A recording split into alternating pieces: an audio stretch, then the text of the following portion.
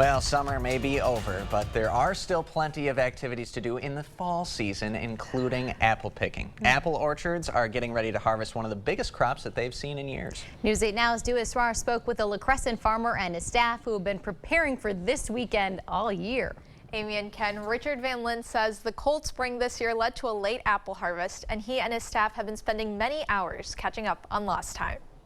This time of year, apple farms are filled with the chatter of their workers and the crisp fruit being plucked from the tree, washed, stumbled down the conveyor belt and into crates. We've harvested the first Kiss.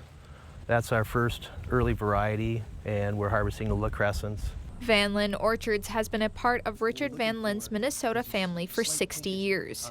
His father planted the first apple tree on the farm in 1962. He always had a passion for growing apples, and he transferred that down to me and our family.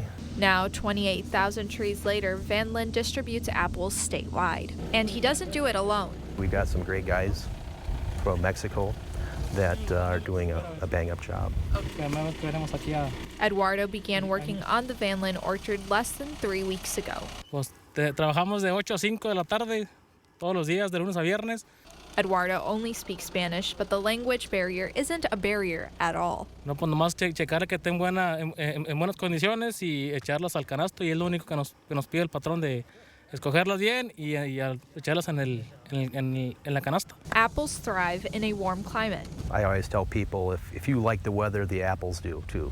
While this year's chilly spring may have led to a late crop, we're catching up, and the crop is pretty beautiful this year. Eduardo and Van Lint are making sure the sounds of an apple farm can be appreciated for another season.